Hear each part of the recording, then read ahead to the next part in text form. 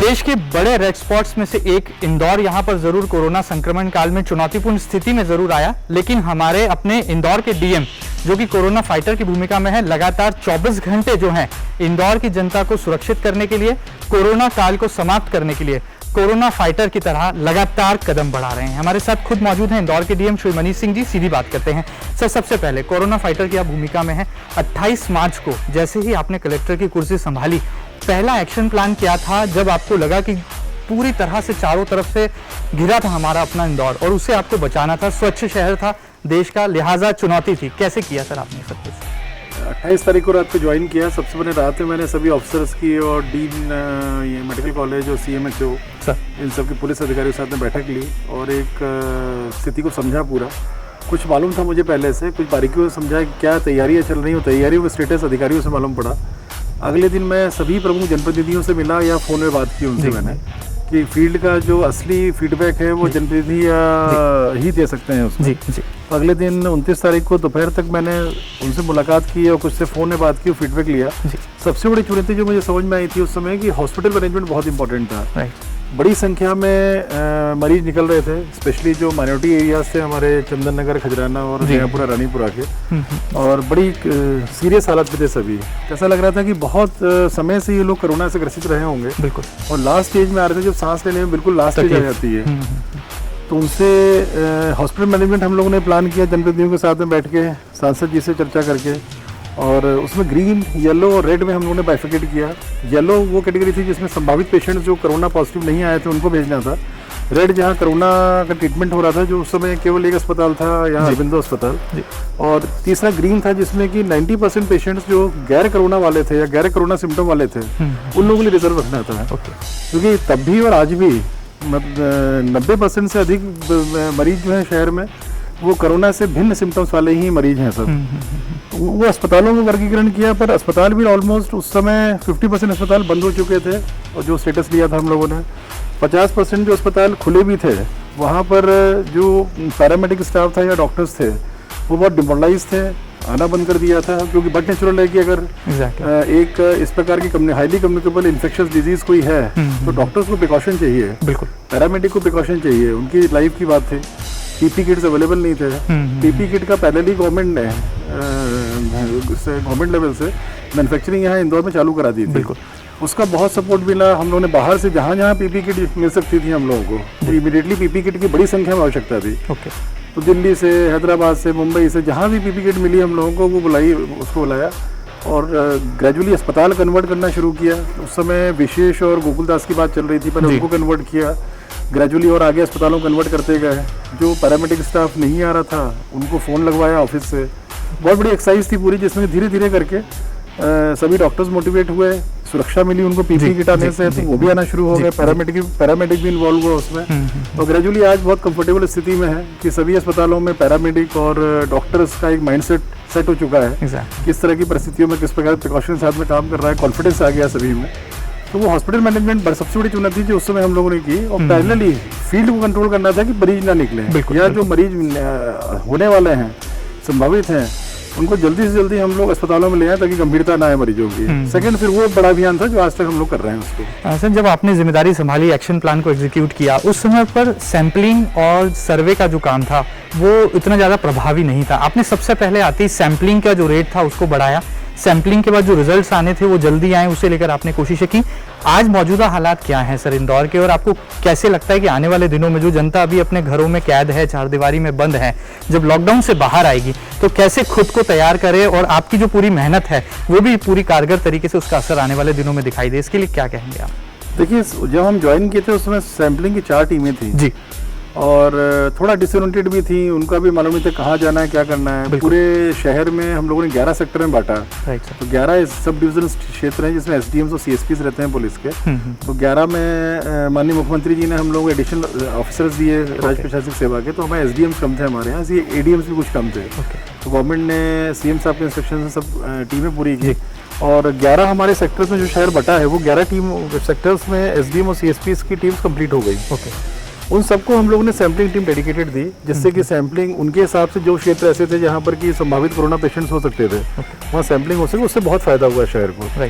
सर्वे काम हम लोगों ने टीमें बनाना शुरू की, सर्वे काम शुरू नहीं हुआ था। हम लोग को ये मानना था कि जिस तरह की स्थिति लग रही थी हमको कि कहीं ना कहीं पूरे शहर में हल्का फुल्का प्रभाव इसका आ चुका है कोरोना का। बिल्कुल। जब फर्स्ट वीक ऑफ अप्रैल में हम लोगों ने देखा तो हम लोगों ने पूरी 28 लाख 30 लाख आबादी के सर्वे की प्लानिंग की और 6 तारीख से टीम्स को ट्रेन करके फील्ड में भेजना शुरू कर दिया और मेरे ख्याल से 12-13 तारीख तक पूरे 28-30 लाख की आबादी में सर्वे टीम डिप्लॉय हो गई थी। वही सबसे बड़ा हम लोगों का फैक्टर था कि सर्वे टीम से सही तरीके से काम होना, उनकी मेहनत सर्वे टीम की और उनके ऊपर सर्वेलेंस डॉक्टर्स से, उन सर्वेलेंस डॉक्टर्स की मेहनत, वो पूरा ऐप से कंट्रोल किया था हम लोगों ने कि कहीं भी अगर सर्वे टीम किसी सिम्टम्स को इंडिकेट करती थी ऐप में तो सर्वेलेंस डॉक्टर तत्काल जाते थे और वहाँ पर ठीक करते थे उसको या उसको रिकमेंड करते थे क्या करना है, सैम्पलिंग करनी है या उसको हॉस्पिटलाइजेशन करना है। उस चीज़ ने मेरा ये मानना है कि बहुत जल्दी अर्ली डिटेक्शन में पेशेंट्स के बहुत हेल्प किया हम लोगों को, उससे शहर में काफ़ी शांति आई है अभी। बिल्कुल सर, इंदौर का एक लकी पार्ट ये रहा कि रिकवरी रेट बहुत अच्छा रहा। यहाँ लोगों में इन्फेक्शन आया, उसके बाद उन्हें सही समय पे ट्रीटमेंट मिला और लोग ठीक होकर के अपने घरों तक पहुंचे। ये कैसा पोजीशन था, कैसा सिचुएशन था, इसको कैसे हैंडल किया आपने? क्योंकि एक तरह से पैनिक क्रिएट करता है अगर इतने आंकड़े आ जाते हैं किसी भी शहर में, और इंदौर तो जिंदादिली वाला शहर है, यहाँ पे इतने आंकड़े आए डराता है, भयभीत भी करता है। लेकिन आप डरे नहीं, आपने पूरी तरह से कमांडर की भूमिका निभाई और लोगों को ठीक करके घर भी भेजा। ये कैसे सिचुएशन को हैंडल किया? देखिए, इंदौर की जो मेडिकल फ्रेटर्निटी है जी, उसका देश में नाम है। बिल्कुल। यहाँ जो डॉक्टर्स की कैपेबिलिटी है, जो उनकी नॉलेज है, जो एक्सपीरियंस है, वो मतलब सेंट्रल इंडिया के बेस्ट डॉक्टर्स टीम के रूप में जाना जाता है इंदौर। मैं उन सभी डॉक्टर्स को धन्यवाद दूंगा जिनकी वजह से रिकवरी रेट इतना फास्ट हुआ। बिल्कुल। इसमें सेम्स के डॉक्टर भंडारी ने भी बहुत प्रोएक्टिव होकर डे 1 से हिम्मत से काम किया। चौथराम अस्पताल ने भी काम किया, हमारे सुयश, विशेष, गोकुलदास, सब अस्पतालों ने इसमें काम किया। और भी बहुत सारे अस्पताल थे, सबका नाम लेना संभव नहीं है, सभी ने बड़ी मेहनत से काम किया। उसके कारण रिकवरी रेट बढ़ा। दूसरा, जो सर्वे टीम ने अच्छा काम किया, हमारी मेहनत सर्वे टीम की बहुत बड़ी टीम एक लगी हुई है पूरी। सर्वे टीम में आशा कार्यकर्ता, आंगनबाड़ी कार्यकर्ता, टीचर्स भी लगी है। उन्होंने जो मेहनत से काम किया, बिना डरे वो लोग फील्ड में गई, उन्होंने आइडेंटिफाई किए लोगों को, सर्वेलेंस डॉक्टर्स की मदद से उनको जल्दी आइडेंटिफाई करके हम लोगों ने सैम्पलिंग और उनकी ट्रीटमेंट शुरू किया। तो अर्ली डिटेक्शन के कारण मोर्टेलिटी रेट हमारी कम हुई। पहले मोर्टेलिटी रेट बहुत ज़्यादा शुरू हुई। तो अर्ली डिटेक्शन बहुत इंपॉर्टेंट रहता है इसमें। अर्ली डिटेक्शन पेशेंट्स का हो जाता है तो चीज़ें नॉर्मल हो जाती हैं और 7 दिन में ठीक होकर घर आ सकता है वो। सर, अभी हम ये मान सकते हैं इस कहने की स्थिति में है कि पूरे शहर का जो है सर्वे हो चुका है और आगे भी जो इलाके बचे हैं वहाँ पर सैम्पलिंग और सर्वे दोनों जो बचे हुए लॉकडाउन के दिन है उसमें पूरा कर दिया जाएगा? देखिए, सर्वे तो पूरे शहर का 1 से कई अधिक बार हो चुका है। ओके।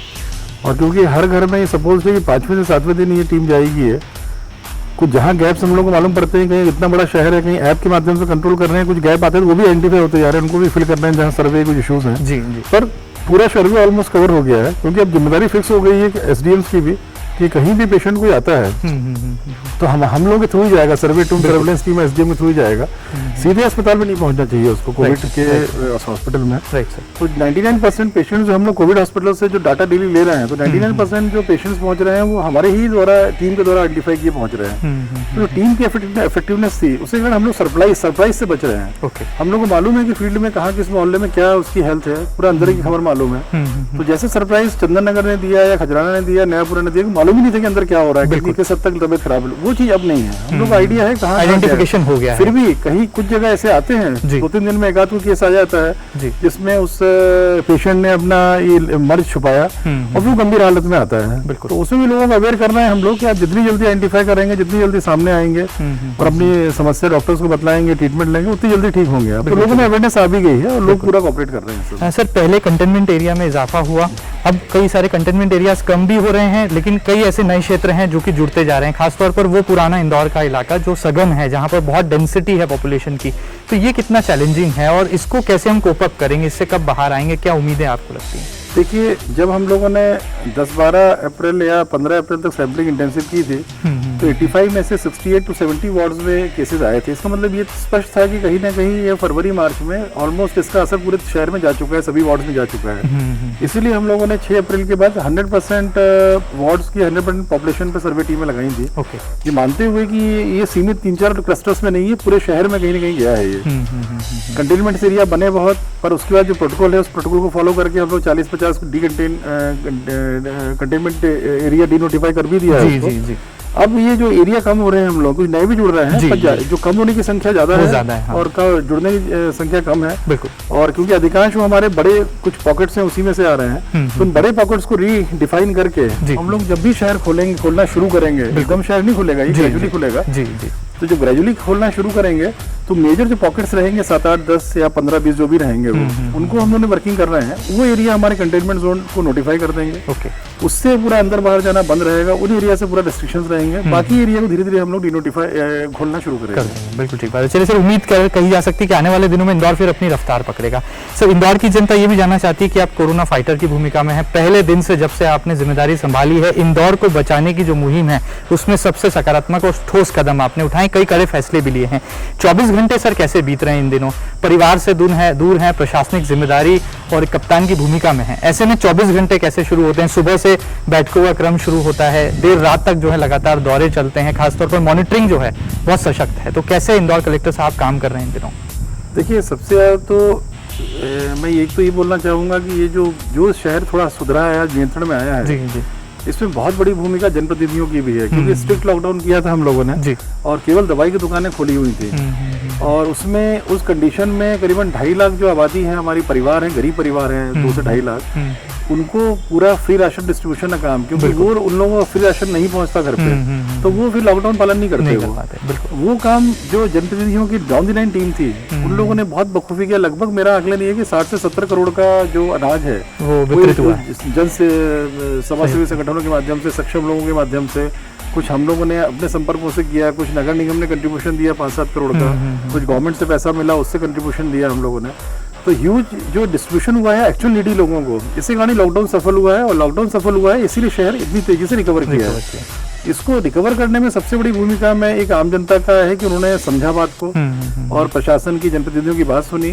सारे निर्णय यहाँ पर हम लोग जनप्रतिनिधियों के साथ बैठते हैं, क्योंकि फील्ड का उनको पूरा अनुभव रहता है, उनके माध्यम से एक संयुक्त निर्णय हो रहे हैं यहाँ पर। कहीं भी ऐसा नहीं है कि कोई भी निर्णय एक तरफा हो रहा है, जो भी सबका मत रहता है उसके बाद ही निर्णय हो रहे हैं। जी, जी। तो ये शहर को आज इस स्थिति में लाने में जनप्रतिनिधियों का और जो ये हम लोगों के नीचे टीम काम कर रही है, बिल्कुल, जो सर्वे टीम्स हैं, जो डॉक्टर्स हैं, जो मोहल्लों में रोज घूम रहे हैं, हम लोग तो मोहल्लों में जाते हैं, कभी कभी जाते होंगे, पर जो सर्वे टीम्स हैं जो बार बार उन्हीं अफेक्टेड मोहल्लों में जा रही है, उनका जुनून जो है उनका, जो एसडीएम एडीएम काम कर रहे हैं, पुलिस के जवान काम कर रहे हैं, डॉक्टर्स जो काम कर रहे हैं, अस्पतालों में जो डॉक्टर्स काम, सबने एक बहुत बड़ा मिशन है एक्चुअली, बिल्कुल, जिसको मिशन मोड में लेकर के सब लोगों ने संयुक्त रूप से शहर को निकाला है। ऐसे में मेरा जो काम दायित्व रह जाता है कि सबको एक तो कंफर्ट लेवल दूं मैं, बिल्कुल, चाहे हमारी टीम हो, चाहे डॉक्टर्स हो, प्राइवेट डॉक्टर्स हो, चाहे प्राइवेट मेडिकल पैरामेडिक हो, चाहे जनप्रतिनिधियों का जो पब्लिक के जो फीडबैक आ रहे हैं, जनता को भी कंफर्ट लेवल देना है, उनको जो भी वहाँ से मुझे फीडबैक मिल रहा है, तो एक कॉमन एक कोऑर्डिनेशन वाला काम बहुत स्ट्रांग हो जाता है इसमें। उसको बस उसी में दिन भर समय निकला हमारा, और मैक्सिमम तो मोबाइल और लाउड स्पीकर भी मोबाइल में सुन सकता था, कार में लगाना संभव नहीं था। उसी में तो नॉन मतलब सुबह लगा के चलिए कि अभी तो खैर 7, 7:30 से फोन शुरू होते हैं। जी, जी। जब ये क्राइसिस चल रही थी, मान के चलिए 20-25 अप्रैल तक, तब तो सुबह 5, 5:30, 6 बजे से फोन आते थे और रात में 2, 2:30, 3 बजे तक भी रहते थे। वो थोड़ा एक टायरिंग पीरियड था, एक थोड़ा चिंता का पीरियड था वो, पर ईश्वर ने, महाकाल ने, गणेश जी ने उस चीज को निकाला है शहर को। ईश्वर की वजह से पूरा ये शहर फिर से धीरे धीरे रिकवर कर रहा है। पर चूंकि अब शहर खुलेगा धीरे धीरे, एक्सपेक्टेड है कि फिर से कोरोना का केसेस बढ़ेंगे, उसको हम लोग प्रयास करने जितना कम से कम कर सकें। बिल्कुल, अभी जितने आयली सारी केसेस डिटेक्ट हो रहे हैं, इस समय हमने परसों ही एक मीटिंग लेके सब डॉक्टर्स और एसडीएम एडीएम को ब्रीफ किया है कि सीधे पेशेंट्स को शिफ्ट करें अस्पतालों में। इस समय हमारे हॉस्पिटल्स में जगह है अभी जो खाली अस्पताल हमारे हैं अभी, उनका उपयोग ये कर रहे हैं कि हम सैंपलिंग फील्ड में लेते हैं, 2-3 दिन में सैंपलिंग रिपोर्ट आती है, नेक्स्ट डे उसको शिफ्टिंग करते हैं, 4 दिन वेस्ट हो जाता है। इमीडिएट शिफ्ट करके उसका एक्सरे करके सीधे आइडेंटिफाई हो सकता है कि लंग्स में कोई इफेक्ट तो नहीं है उसके, और ट्रीटमेंट शुरू हो सकता है। तो वो हम लोग थोड़ा स्ट्रेटजी चेंज की है हम लोगों ने, उम्मीद है कि उसका भी अच्छा इंपैक्ट आएगा शहर में। तो हम लोग का प्रयास पूरा यही है कि जून जुलाई का जो पीक 13,000 का जो गवर्नमेंट ऑफ इंडिया या जो एम्स के डायरेक्टर ने बोला है, उसके कैसे शहर को बचाया जाए, उससे कंट्रोल करने, उससे बचाने का मुख्य एक जिम्मेदारी या बोलेंगे एक चैलेंज है शहर के सामने। ठीक बात है सर। ऐसा कभी पल आया, कभी आपको महसूस हुआ कि कुछ संसाधनों की कमी है, या ये चीज और होती तो हम इंदौर को और अच्छे से जो है कोरोना के खिलाफ जंग लड़ने में आगे ले जा पाते? क्या कोई कभी ऐसी महसूस हुई, टीम में कहीं कोई आपको कमी नजर आई, या संसाधनों के लिहाज से देखा जाए तो जब से आपने चैलेंजिंग सिचुएशन में कुर्सी संभाली है, तब से लगा कि यदि ये चीज और होती तो हम जल्दी और इसको रिकवर कर पाते, ऐसी सिचुएशन को हैंडल कर पाते? कोई कमी महसूस की आपने? देखिए, प्राकृतिक आपदा थी ये। जी।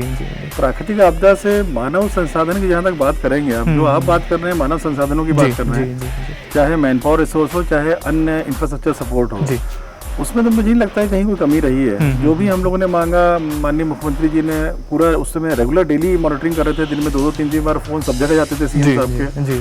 और जो कमियां सीएम साहब को दिख रही थी, मतलब एक अधिकारी मेरे पास कम थे, उस तक के लिए सीएम साहब ने मुझे बोला कि आप अतिरिक्त अधिकारी लो, जो मेरे उस समय दिमाग में नहीं आ रहा था। अधिकारी दिए, उससे बहुत फायदा हो गया हमको। हमारे 11 सेक्टर्स में एसडीएम्स मिल गए हमको, एडीएम्स मिल गए, इफेक्टिवनेस बढ़ गई हमारी। तो इतना ज़्यादा जो चीज़ हम लोग मांग रहे थे या हम लोग को जो दिमाग में नहीं भी आ रही थी, वो भी गवर्नमेंट हम लोग को दे रही थी। तो मानव संसाधन में और रिसोर्सेज में कोई कमी नहीं थी, क्योंकि प्राकृतिक आपदा थी। बिल्कुल बिल्कुल। तो जो भी मानव संसाधन, जो भी मानव प्रयास पर्याप्त थे। पूरा शहर संयुक्त रूप से मिलके, आज मैरिज गार्डन चाहिए, आज होटल चाहिए, सब लोगों ने दिया शहर को कि क्वारंटाइन सेंटर बना दीजिए, कोविड केयर सेंटर बना दीजिए। ये भी एक जुनून है शहर का। और मेरे ख्याल से ये जो सब शहर ने संयुक्त रूप से लड़ाई लड़ी है इंदौर में, मुझे नहीं लगता है कि किसी भी देश के शहर में इस तरह से इस कोरोना के से एक फाइट की हो, जो प्राकृतिक आपदा है। और सबसे ऊपर ईश्वर की मेहरबानी थी शहर को, अच्छे लोग हैं तो ईश्वर ने भी मेहरबान था। बिल्कुल ठीक है सर। एक और सिचुएशन ऐसी बनी कि जब लॉकडाउन शुरू हुआ तो लोगों के जहन में था कि राशन जितना है ज़रूरत का उतना तो इस्तेमाल कर लिया जाएगा, लेकिन बाद में ये सिचुएशन कैसे नियंत्रण में आएगी। तो नगर निगम ने पहल की, आपने उसको पूरा लीड किया। पहले आपने राशन पहुंचाया, उसके बाद अब आप सब्जी पहुंचा रहे हैं, और अब जो है धीरे धीरे फल फ्रूट तक व्यवस्था जा पहुंची है। ये कितना मुश्किल, कितना आसान था, और ये व्यवस्था आपको लगता है कि पूरी तरह से कारगर रही, इसका सही क्रियान्वयन हुआ है? क्या प्रतिक्रिया आप तक पहुंची? राशन की व्यवस्था हमारी शुरुआत की थी, ट्रेनिंग काफी देरी पड़ी थी। राशन के जो सप्लायर्स है, हर वार्ड में पहले संख्या कम थी, तो ऑर्डर्स ज्यादा आ रहे थे, प्रेशर पब्लिक का ज्यादा था। उसमें पूर्ति नहीं हो पा रही थी, फिर हमने संख्या बढ़ाई नगर निगम के माध्यम से, संख्या बढ़ी तो उससे काफी स्मूथन हो गया वो। सब्जी का वितरण उन्हीं के माध्यम से शुरू किया, फल का वितरण भी उन्हीं के माध्यम से शुरू किया है, कल से शुरू हुआ है।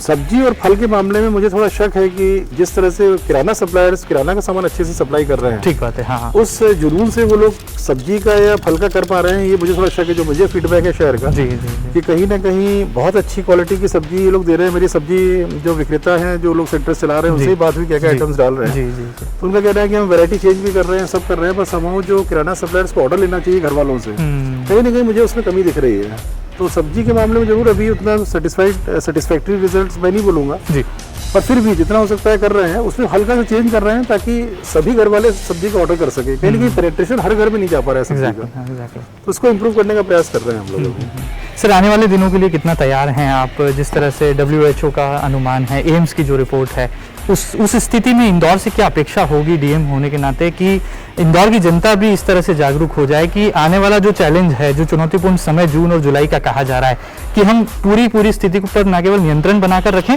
ये कोरोना के जो बढ़ते मामले हैं इससे घबराए नहीं, डरे नहीं, बल्कि इसका सामना करें। देखिए, एक अवेयरनेस बहुत जरूरी है शहर में। हाँ, जो मैं फील कर रहा हूँ उसमें जनता में भी अवेयरनेस आई नहीं है अभी। जो सोशल डिस्टेंसिंग होनी चाहिए, जो मास्क का उपयोग होना चाहिए, जो बात करते समय सामने वाला भी बिना मास्क के बात नहीं करे, आप भी बिना मास्क के बात नहीं करें, ये जो बेसिक अवेयरनेस है इसमें कमी दिख रही है अभी। ये बोलते हैं लोग कि नहीं अब तो लोगों में अवेयरनेस आ गई है, समझ गए हैं, प्रैक्टिकली उसको इम्प्लीमेंट करने में दिक्कत, जो गैस फील हो रहा है। जनता को उस अवेयरनेस की जरूरत है इस समय, तो जनता को बहुत गंभीरता से सोचना पड़ेगा। जितना ज्यादा प्रिकॉशंस रखेंगे ये चीज इवन आउट होती जाएगी। मैं ये नहीं बोल रहा हूँ कि वायरस किसी को टच नहीं करेगा, आगे पीछे सबको टच करेगा। जितना प्रिकॉशंस जनता रख लेगी तो एकदम से पीक नहीं आएगा उसमें, बिल्कुल ग्रेजुअली आती जाएंगे। हॉस्पिटल बेड्स की अवेलेबिलिटी रहेगी, क्योंकि हॉस्पिटल बेड्स की अवेलेबिलिटी सीमित है। ठीक है, एकदम से कोई 13,000 भी ऐसी स्थिति में हमें हॉस्पिटलाइज करना है, तो उस स्थिति में कोविड केयर सेंटर्स में हम लोग प्लानिंग पूरी कर रहे हैं। 80% जो गवर्नमेंट बोलती है कि कोविड केयर सेंटर से एसिम्प्टोमेटिक रहेंगे, होम आइसोलेशन में रहेंगे, पर अगर ज्यादा संख्या बढ़ गई कहीं तो हॉस्पिटल फैसिलिटी की लिमिटेशंस रहती हैं, हर शहर में है वो। इसलिए जनता को प्रिकॉशंस रखना जरूरी है ताकि सबको एक साथ इसका इन्फेक्शन न लगे। तो वो एक कमी दिख रही है। प्लस हॉस्पिटल मैनेजमेंट में हम लोग ध्यान दे रहे हैं सब। सुपर स्पेशलिटी हॉस्पिटल है MIH के पीछे, जल्दी शुरू होने वाला है। 30 तारीख तक हम लोग सिविल वर्क डेली 450-500 लेबर काम कर रही है, तो उसको हम लोग 30 तारीख तक प्लान कर रहे हैं, खत्म हो जाएगा। और उसके साथ साथ गवर्नमेंट ऑफ इंडिया में बात हुई है सेक्रेटरी हेल्थ मैडम से, परसों VCP थी, उन्होंने भी उसको प्रायोरिटी में ले लिया है। जो हमको मेडिकल इक्विपमेंट चाहिए उसमें, वो प्रधानमंत्री जीवन सुरक्षा स्वास्थ्य सुरक्षा योजना के तहत हो रहा है। 237 करोड़ का प्रोजेक्ट है वो, तो वो भी प्रायोरिटी में मेडिकल इक्विपमेंट्स और बेड्स वगैरह वहाँ से जो गवर्नमेंट ऑफ इंडिया एजेंसी वो दे रही है। HR का रिक्रूटमेंट डीन ने शुरू कर दिया है, स्टेट गवर्नमेंट की अप्रूवल मिल गई है। तो उम्मीद है कि अगले फर्स्ट वीक ऑफ जून से हम लोग सुपर स्पेशलिटी को चालू कर सकते हैं। अगर वो 450 बेड का हमको मिल जाता है, प्लस MTH में 350 की कैपेसिटी है, उसमें पूरी पाइपिंग का काम शुरू हो गया, ऑक्सीजन का वो हो जाता है। और इसमें ऑलरेडी सुपर स्पेशलिटी में ऑक्सीजन की पाइपलाइन लगी हुई है सब जगह। दो चीज हो जाती है तो इससे बहुत ज्यादा कंफर्ट लेवल मिलेगा। जून में अगर कोई खोलने के बाद कोई पीक आता है उसको मैनेज करने में। तो सर क्या लगता है, आपके बारे में कहा जाता है कि सर को ज़रा सी भी लापरवाही पसंद नहीं है, यदि महकमे में कोई अधिकारी कर्मचारी गलती करते हैं तो सर उसे जल्दी फटकार लगा देते हैं। ये आपका गुस्सा है या अनुशासन प्रिय अंदाज है? देखिए, गुस्सा तो खैर आ ही जाता है कई बार, पर वो गुस्सा मोमेंटरी रहता है। अगर मुझे लगता है कि कोई अधिकारी कर्मचारी काम कर सकता है और उसकी लापरवाही से परफॉर्मेंस नहीं हो रहा है तो गुस्सा आता है। बिल्कुल, लाजमी भी है वो आना। और अगर पर ऐसा लगता है कि किसी अधिकारी कर्मचारी की काबिलियत नहीं है उस काम को करने की, तो डेफिनेटली गुस्सा नहीं आएगा उसमें। पर गुस्सा मोमेंटरी रहता है, ऑफिशियल रहता है वो। ऐसा नहीं है कि उससे मेरी उससे मोहब्बत में कहीं कमी हो गई या मेरे उसके सपोर्ट में कमी हो गई, प्रोटेक्शन में कमी हो गई। तो टीम वर्क से ही काम होता है। जी जी जी। गुस्सा भी कर लेता हूँ, फिर उसको अच्छे से ही बात करता हूँ, उसको मोटिवेट भी करता हूँ, तारीफ अच्छा काम करता है तारीफ भी करता हूँ।